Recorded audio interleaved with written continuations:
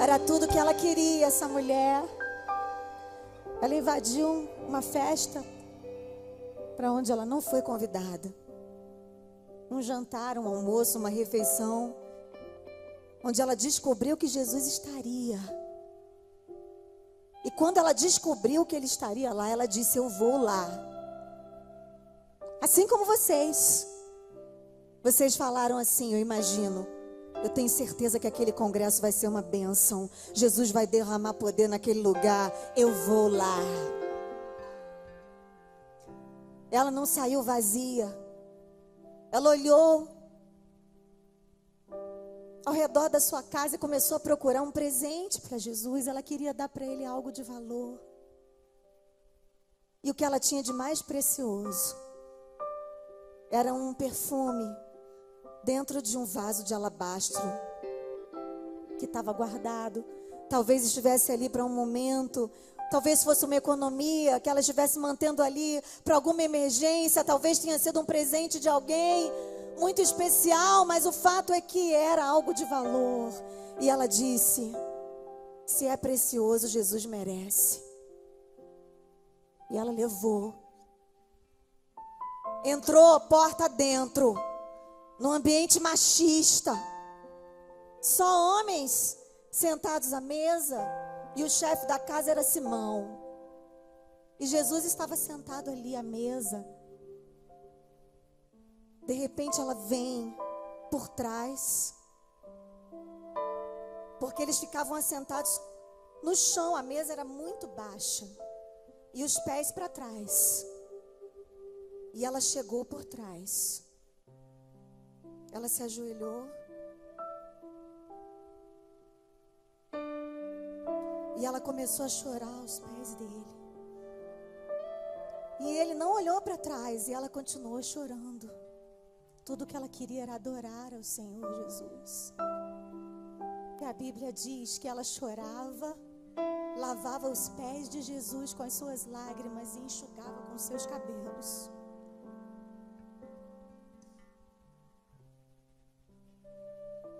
E depois ela passava o perfume nos pés dele. E quando aqueles fariseus, quando aqueles homens viram aquilo, eles a criticaram. Não pense que a sua adoração vai ser sempre elogiada. Vai ter sempre alguém do seu lado para dizer que você está fazendo errado.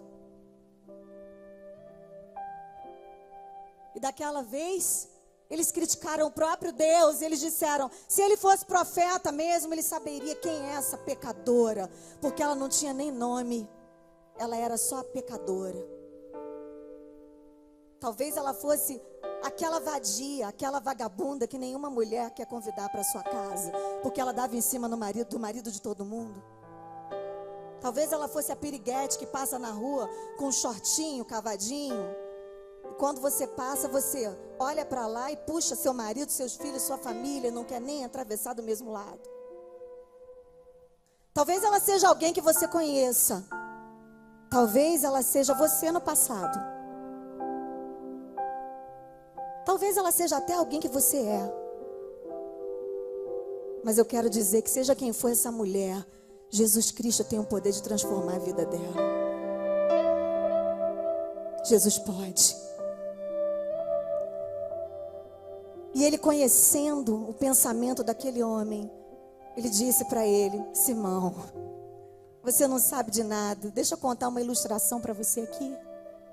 Tinha um homem. Ele era um credor e ele tinha duas pessoas que o deviam.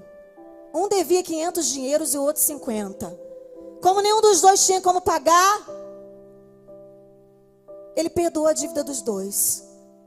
Me responde uma coisa: quem foi que amou mais o credor? Simão disse: aquele que devia mais.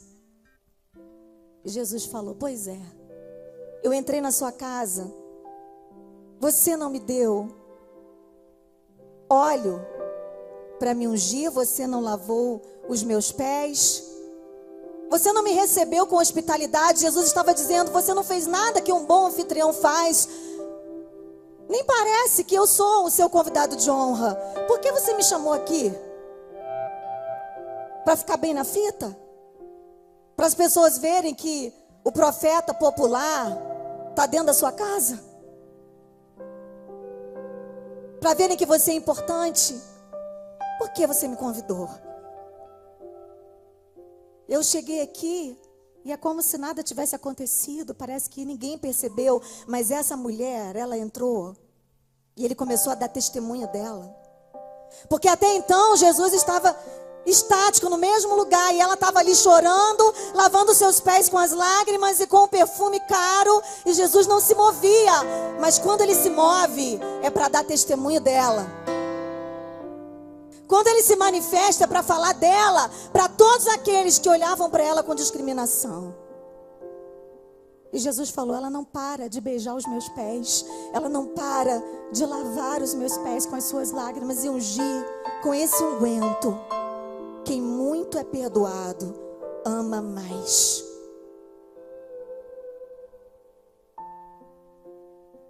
E eu fico pensando na atitude daquela mulher, naquele momento. E se eu pudesse dar um título a essa passagem, eu não daria a pecadora que ungiu os pés de Jesus.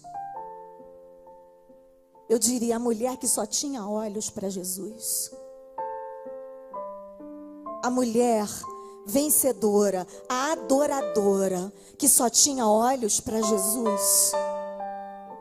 Porque quando ela entrou ali, ela não quis saber de ninguém, ela não quis saber dos olhares de reprovação, ela não se importou com o que os outros iam pensar, ela simplesmente queria adorar a Deus, ela queria uma oportunidade.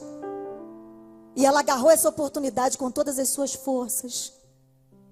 Ela entrou ali como uma pecadora, mas ela saiu dali como uma adoradora, perdoada, liberta. Jesus, como se não bastasse falar dela, ele olha para ela, olha nos olhos dela e diz: minha filha, você é livre, você está perdoada, vai em paz. Não é bom ouvir isso, gente? Você é livre, você está perdoada, vai em paz. Diz para alguém que está do seu lado: você é livre, mulher, você está perdoada, vai em paz. Você está pronta para brilhar no mundo? Resplandeça a sua luz diante do mundo, para que vejam as tuas obras e glorifiquem ao teu Pai que está nos céus. Jesus deu testemunho dela, Jesus falou com ela, porque Jesus sempre se dirige aos verdadeiros adoradores. Eu tinha separado alguma coisa para dizer, mas eu resolvi mudar de ideia depois que o pastor Josué trouxe essa mensagem. Então eu vou ler o tópico 7 da mensagem dele e vou usar aqui para contar a história da minha vida para vocês. Ele disse: enquanto você estiver tentando me mudar, o Espírito Santo continuará na arquibancada apenas assistindo sua falta de sabedoria. Toda mulher que tenta roubar o lugar do Espírito Santo se frustra, porque o único que pode mudar alguém é Deus. Isso são palavras de um marido muito aborrecido, como o meu estava. Eu sou casada há 19 anos. Aos 17 anos eu comecei a namorar com um rapaz que eu vinha descobrir que era viciado em drogas. Só que ele era filho do pastor. E eu pensava: não é possível que o filho do pastor esteja passando por uma crise como essa. Deve ser algum engano.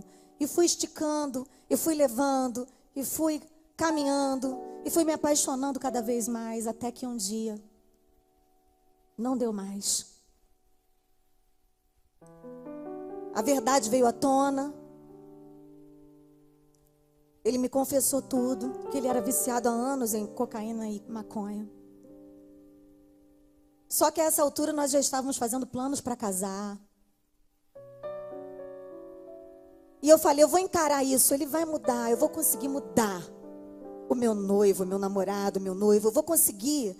Eu sei que se ele me amar o suficiente, eu vou estar do lado dele e eu vou conseguir que ele mude. E queridas, acreditem, eu tentei de todas as formas. mas não consegui. E entre idas e vindas, nós namoramos e noivamos e nos casamos em 5 anos aproximadamente. Perto do casamento, o Odilon teve uma libertação momentânea. Eu tive todas as confirmações que você possa imaginar de Deus para eu me casar com o Odilon.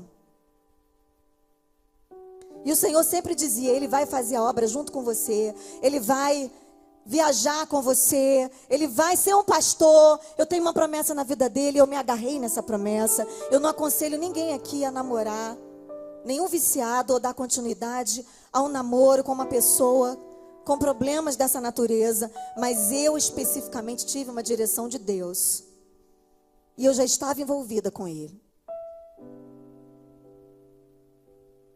Nós nos casamos no dia 9 de dezembro de 1995. E eu lembro muito bem que naquele dia eu fiquei com medo que ele não fosse. Porque ele tinha tido uma recaída semanas antes do meu casamento. E nós nos casamos, fomos viver a nossa vida. E na primeira semana de casamento, ele olhou para mim e disse assim: Êxla, você quer continuar casada comigo? Então eu quero te dizer uma coisa, olha bem nos meus olhos. Eu nunca vou largar a cocaína. Eu já tentei durante todos esses anos da minha vida. Já faz 10 anos que eu vivo assim. Minha mãe já orou por mim, tudo quanto é pastor já orou por mim. Eu já passei por casa de recuperação. E não adianta, que eu não vou conseguir. Se você quiser ser a minha esposa, você vai ter que se conformar com isso. Durante todos os dias, queridas, do meu primeiro ano de casamento, o meu marido chegou em casa 3 horas da manhã, 4 horas da manhã. Tinha dia que eu sofria tanto, que eu chorava tanto, que eu vomitava, eu passava mal, sozinha dentro de casa. Mas alguma coisa me fortalecia, e era o Espírito Santo, para que eu não fosse correndo para a casa dos meus pais contar para eles. Porque eu pensava assim, quando meu marido for liberto, o meu pai e a minha mãe não podem estar contaminados. Eles precisam aceitar o meu marido liberto. E não podem ter ressentimentos. Então eu não vou contar para eles o que eu estou passando. Embora eles soubessem e estivessem orando para mim em segredo, orando por mim em secreto. Os pais do Odilon, os meus pais e todos os meus intercessores, eu não falava com ninguém. Eu tinha uma amiga com quem eu me abria, que era a irmã Sara, uma mulher mais velha, uma mulher experiente, que já havia sofrido muito na sua vida, no seu casamento, e ela sabia exatamente o que eu estava passando, e eu ligava para ela nas madrugadas, e ela só largava o telefone quando o Odilon entrava a porta dentro. Tinha vezes que eu dizia: Espírito Santo, me revela onde ele está, porque eu sinto que ele vai morrer. Aí eu saía de casa e ia procurar o Odilon nos lugares que eu achava que ele poderia estar possivelmente. Já busquei ele em Boca de Fumo. Já busquei ele na casa de amigos, onde ele estava ali passando a noite cheirando como um animal. Às vezes ele ficava dias nessa situação, sem tomar banho, totalmente entregue nas mãos do diabo. Eu sei que tem gente aqui que sabe exatamente do que eu estou falando, porque já viveu ou vive isso com alguém muito próximo. Mas eu não cansava de tentar fazer o Odilon mudar com as minhas próprias forças. E eu não estava percebendo o quanto eu estava tomando o lugar do Espírito Santo. Teve uma vez que a gente brigou tanto, mas tanto, queridas, que a vizinha foi lá no meu sogro, escreveu uma carta e mandou para ele, a minha vizinha de parede com parede. E falou assim, a carta dizia assim no começo: Pastor José Santos, eles vão se matar. E detalhou as nossas brigas. O Odilon não me agredia fisicamente, mas verbalmente nós nos agredíamos direto, porque eu não tinha um pingo de sabedoria. Eu era muito nova, eu era uma mulher rixosa. Meu sogro chamou a gente para conversar, e quando a gente chegou lá no gabinete, ele falou: Odilon, O meu sogro é também sogro do pastor Silas Malafaia. Ele é pai da Elisete Malafaia. Ele chegou e falou assim: você já me viu gritando com a sua mãe, meu filho? O Odilon falou: não, papai. Ele chegou para mim e falou: Estela, você está acostumada a ver os seus pais gritarem? Eu falei: toda hora meu pai grita, minha mãe grita lá em casa, todo mundo grita. Porque todo mundo é nordestino, a gente está acostumado a gritar. E o seu filho acha que eu estou gritando com ele toda hora que eu falo um pouquinho mais alto. Se eu fizer uma cara feia, ele acha que eu estou querendo mandar nele. Mas às vezes eu queria mesmo, sabe? E eu queria que ele fosse transformado pelo poder do meu amor. Eu jamais conseguiria. E quando o Odilon chegou para mim e olhou nos meus olhos e disse: eu nunca vou mudar, desiste de mim. Ali caiu a ficha. Ali eu entendi que definitivamente eu não tinha mais armas para usar naquela batalha. Não minhas, não armas naturais, não armas que eu estivesse usando até então. Que eu precisaria buscar essas armas em Deus. Ali o Espírito Santo me mostrou tudo. E eu entendi que para trazer o céu para dentro da minha casa, eu precisaria ser a adoradora que Deus me chamou para ser. Porque até então, eu era apenas uma cantorinha que subia nos púlpitos para cantar bonitinho, mas não vivia de fato o que eu cantava. Porque um verdadeiro adorador, ele traz o céu para dentro da sua casa. E não existem cadeias que resistam a uma verdadeira adoração. Não por muito tempo. E eu lembro que àquela altura eu já estava preparando o meu novo CD, que seria o Tira-me do Vale. Na verdade era o meu primeiro CD. Eu tinha gravado um disco, um vinil. Lembram do vinil? Quem é da época do vinil aqui? Pois é, eu também sou. E o meu primeiro disco era esse vinil, que a gravadora não chegou a lançar na época. E aí uma outra gravadora me fez uma proposta no meio desse furacão todo que eu estava vivendo. E eu fui gravar um disco chamado Tira-me do Vale. E na preparação desse CD, eu estava vivendo o pior vale da minha vida. Eu estava vivendo o pior momento da minha vida. Lágrimas solitárias, lágrimas de dor, de angústia, de tristeza, de desespero, achando que Deus estava olhando para todo mundo, menos para mim. E que qualquer vale ele estava presente, menos no meu. E eu lembro que eu olhei para o meu esposo e disse assim: eu não vou desistir de você. E a partir daquele dia eu mudei de atitude. Eu decidi que eu seria a melhor mulher do mundo. Eu decidi que eu ia aproveitar cada dia da vida do meu marido. Eu decidi que ele ia querer voltar para casa. Então eu disse para ele assim: a partir de agora, você não usa mais droga na rua. Você vai usar em casa. Porque eu não quero que você morra. Eu quero que você sobreviva para viver as promessas de Deus na sua vida. E ele ria na minha cara. Ao invés de pegar os pacotes de maconha que ele trazia para dentro de casa e jogar no vaso da descarga, eu comecei a ficar do lado dele, esperando que ele usasse. Ele tendo alucinações, vendo coisas, quando usava cocaína, quando usava maconha ficava rindo à toa. E depois ele queria fazer amor comigo. E eu fazia. Já que a gente tem tanta liberdade para falar aqui entre meninas. E eu decidi que eu ia santificar o meu marido através da minha vida. E eu comecei a fechar as brechas dentro da minha casa. E o Espírito Santo foi me dizendo o que eu deveria fazer.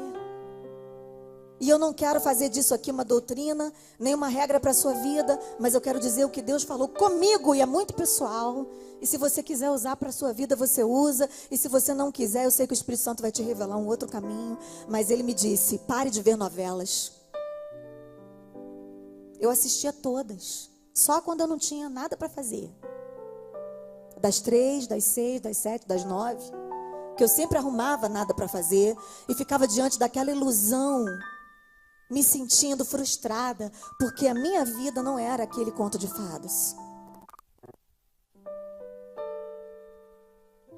Por que a minha vida não tinha aquele final feliz? E eu decidi abolir isso da minha vida.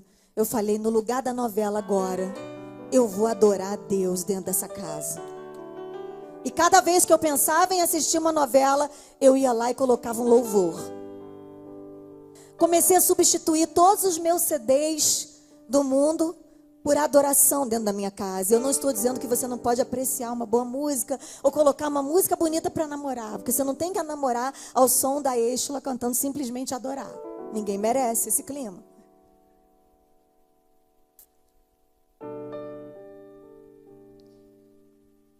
Mas existem batalhas na nossa vida e momentos nessa batalha em que nós precisamos nos revestir de todas as armaduras.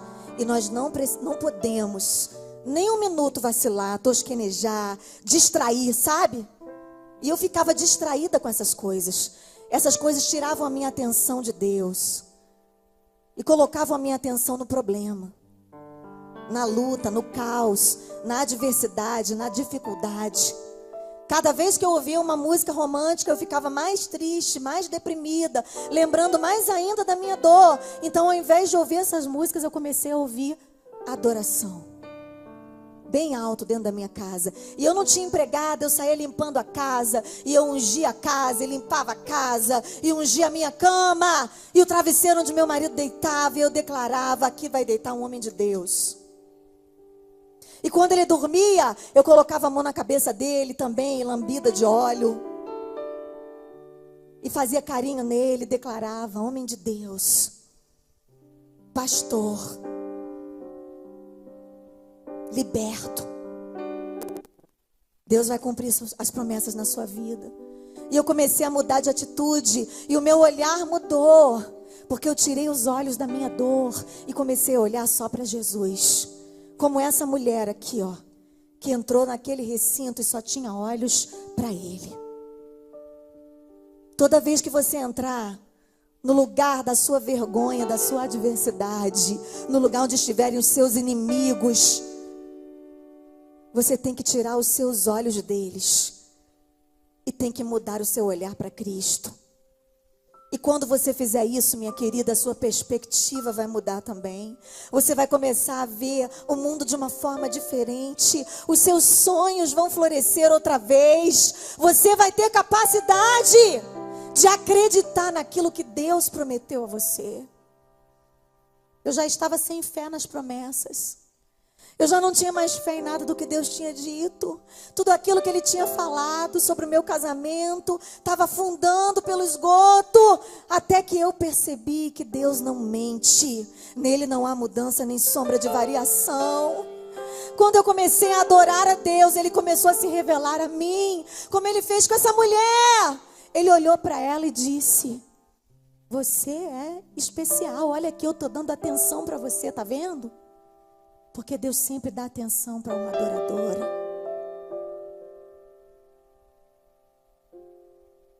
Não adianta quererem se meter com a adoradora. Não adianta quererem se levantar, porque existe um Deus que nos defende. Ele nos defende diante dos homens. Ele nos defende diante dos demônios. Ele ama falar bem de nós. Naquele momento eu creio que os céus se moveram em meu favor. E eu comecei a sentir novas forças. E eu fui para o estúdio botar a voz na canção Tira-me do Vale. E lá no estúdio já fazia mais de um ano que eu estava casada nessa situação. Lá no estúdio eu me tranquei no banheiro. Me ajoelhei e falei: Senhor, eu não aguento mais, eu já estou no meu limite. Já faz 7 anos, desde que eu comecei a namorar o Odilon, que eu sofro com essa situação. Toda a minha juventude tem sido marcada por isso. Eu não posso mudar o meu passado, mas Senhor, o meu futuro ainda está intacto. Está nas tuas mãos, Deus, e eu quero viver as tuas promessas. Eu vou cantar agora, tira-me do vale, mas eu preciso que o Senhor me tire desse vale. Eu preciso viver isso que eu estou cantando. E eu fui lá para o estúdio, gravei, fui para casa. E quando eu cheguei lá, mais uma vez, o Odilon não estava. Eu esperei até 3 horas da manhã. E quando ele chegou, ele correu porta dentro, se ajoelhou no pé da minha cama e disse para mim: Êxla, bota a mão na minha cabeça e faz uma oração por mim. E diz para Deus que Ele pode me levar se Ele não me transformar. Mas eu não quero continuar desse jeito. Eu não aguento mais. Enquanto eu estava orando lá no estúdio, o Senhor estava movendo tudo lá na favela, no morro onde ele estava. Teve tiroteio, teve bala para tudo que é lado. Ele se viu no meio do caos. Ele já tinha passado por isso várias vezes, inclusive comigo do lado. Mas dessa vez, o Espírito Santo falou com ele de uma forma diferente. Porque eu saí da frente e deixei Deus ser Deus na vida dele. Enquanto eu tentei tomar o lugar na vida do meu marido, o Espírito Santo ficou na arquibancada assistindo. Na hora em que eu decidi que eu ia sair da frente de Deus, ia ser auxiliadora idônea e fiel que o Senhor tinha me criado para ser, Deus fez a obra. Eu saí dali, fiz a oração de entrega, foi uma das orações mais difíceis que eu já fiz na minha vida. Entreguei o meu marido para Deus, o amor da minha vida. E eu sabia que aquela oração era real. Que se ele não fosse transformado, o Senhor o levaria. Porque Deus já havia falado comigo. Mas eu cria que o Senhor podia me surpreender. Você crê que Deus pode te surpreender? Você ainda crê nisso? Se você não crê, hoje Ele vai renovar a tua esperança.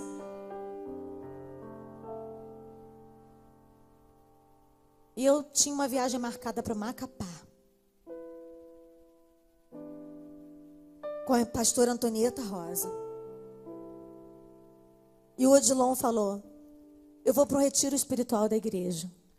Ele passou a semana inteira em crise de abstinência. Por tudo ele gritava, por tudo ele esbravejava. E eu falando: Senhor, me dá calma, Espírito Santo, me dá a tua graça.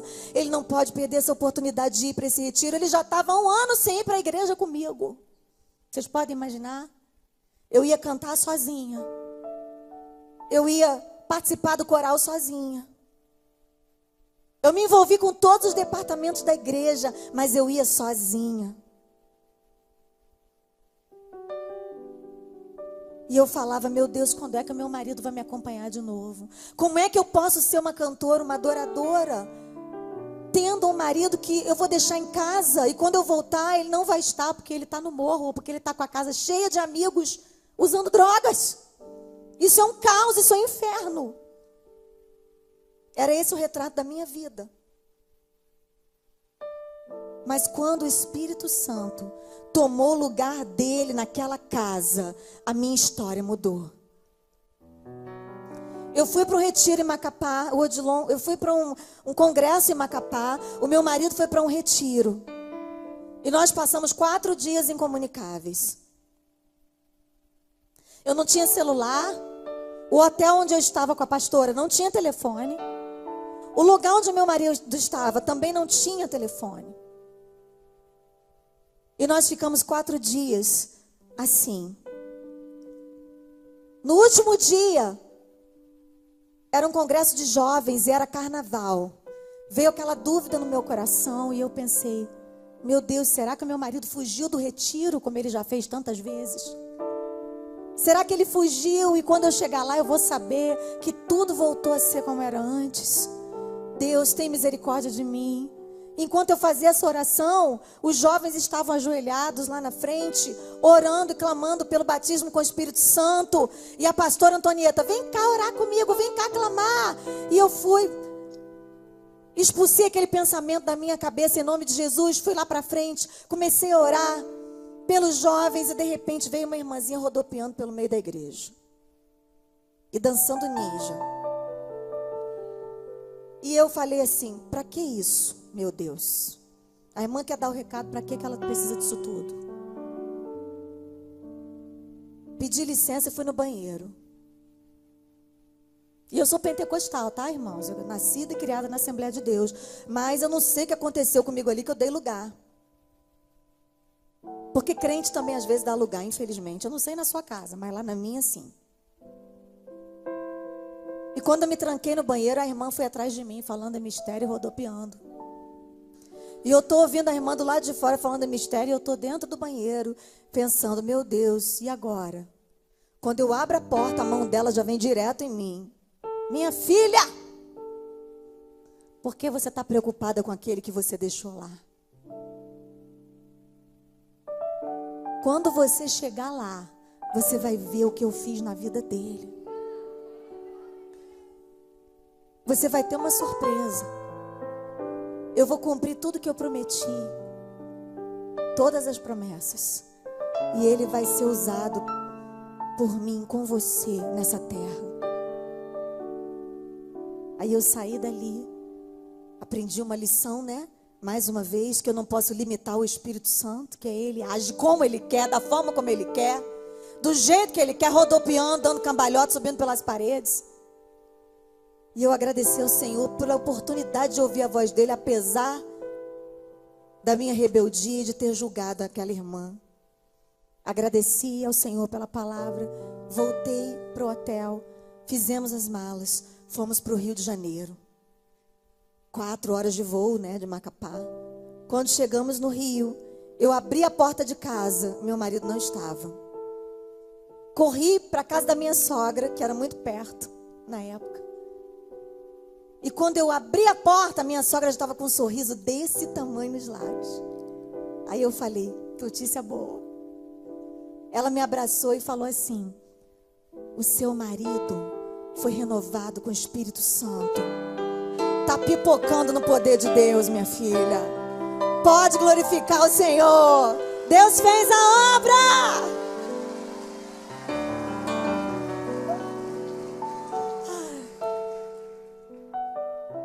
Algum tempo depois ele foi consagrado a diácono.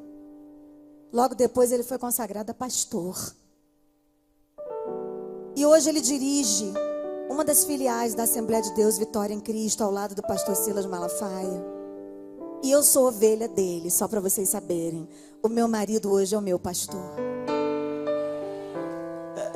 Louvado seja o nome do Senhor. Ele é uma bênção, ele foi transformado pelo poder de Deus. Mas antes dele ser transformado, queridas, o que eu quero dizer para vocês é que eu precisei ser transformada. Vocês entendem? Vocês entendem que nós somos agentes da transformação de Deus dentro da nossa casa? Que muitas vezes o Espírito Santo pode estar sendo impedido de agir por causa da dureza do nosso coração. Deus nos deu uma autoridade tão grande que é de edificar a nossa casa. Mas nós também temos o poder de destruir a nossa casa com as nossas próprias mãos. E eu não sabia que eu estava sendo uma destruidora, mesmo tendo uma arma tão poderosa em minhas mãos, que era a adoração. Deus tinha me dado uma voz. Eu tinha um violão. Eu tinha CDs de adoração que eu podia botar para tocar, mas ao invés disso eu escolhia ver novela, chorar, reclamar, gritar com meu marido e ouvir música da fossa quando ele ia para o morro. Qual tem sido a tua atitude diante da adversidade? Nessa noite eu vim te desafiar a mudar de vida. Eu não sei o que precisa mudar dentro da sua casa. Talvez você não tenha um marido viciado, alcoólatra. Talvez esse não seja o seu problema. Seja outro obstáculo. Talvez seja uma muralha imensa. Talvez seja um problema de saúde. Um problema financeiro. Seja qual for o seu gigante. Existe uma arma que Deus colocou nas suas mãos nessa noite. E que Ele quer que você use a sua vida no altar dEle. Se você, nessa noite, decidir simplesmente adorar a Deus, em todo o tempo, a sua vida vai mudar também. Eu tenho 19 anos de casada, e já faz aproximadamente 17 anos que meu marido não usa droga. Nós temos 2 filhos, o Mateus de 15 anos, de 16 anos, e o Lucas de 15. Nós somos uma família perfeita? Claro que não. De vez em quando o pau quebra, lógico. De vez em quando eu me envergonho das minhas atitudes, claro. Mas hoje eu posso dizer que eu tenho um lar funcional, um lar saudável, onde cada pessoa ocupa o seu devido lugar. Onde Jesus Cristo é o cabeça. O meu marido é o sacerdote do meu lar. Eu sou a auxiliadora dele. Os nossos filhos são a nossa herança. E todas as vezes que o diabo tenta me dizer o contrário, eu começo a adorar a Deus e repreender todo o pensamento contrário dentro da minha casa em voz alta. Porque eu aprendi que quando a gente fala com Deus, a gente pode falar menos com o cônjuge sobre os problemas que estão acontecendo. Eu aprendi que antes de levar os problemas ao Odilon, eu posso primeiro levar ao altar do Senhor. Antes de acusar o Odilon de tudo que eu sei que ele está fazendo errado, porque a mulher vê mesmo, a mulher sabe mesmo, ela percebe primeiro, ela tem esse poder de percepção. Antes de jogar na cara dele que ele está errado, eu posso dizer para Deus: Senhor, eu estou percebendo que ele está errado, mas eu não vou dizer isso para ele. Quem vai dizer é o teu Espírito Santo. E todas as vezes que eu tento fazer diferente, dá errado. Nessa noite eu te desafio, querida, a fazer um jejum de murmuração dentro da sua casa. Quando você sair daqui, faz um jejum de 1 semana de murmuração. Que tal?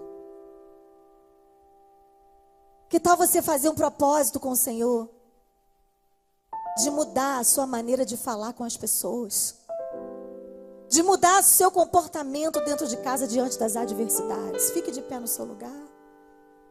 Enquanto você começa a olhar para dentro de si mesma e perceber o que é que precisa ser transformado, o que é que precisa ser mudado. Eu quero profetizar nessa noite que a sua casa vai ser um lugar de vida, que a sua casa vai ser um lugar de paz, que você está autorizada a prosperar na presença desse Deus Todo-Poderoso. Olha, eu tive que reconhecer que o erro era meu. Eu tive que olhar para mim e depois voltar os meus olhos para Jesus. E quando eu fiz isso, Ele me deu toda a atenção que eu precisava. Será que hoje você também não precisa tomar uma atitude assim? Eu vou cantar mais uma canção apenas, enquanto você pensa no que eu falei. E se você estiver enquadrada nessa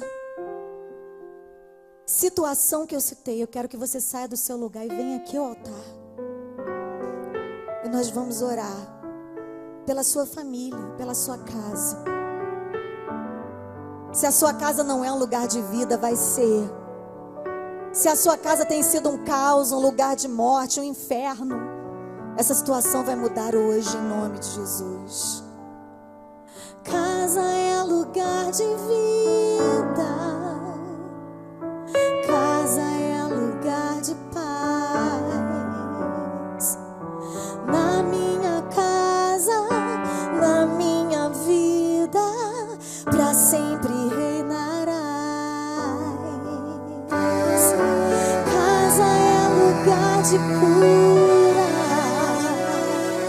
Casa é lugar de amor. Venha o teu reino sobre a minha casa, Senhor.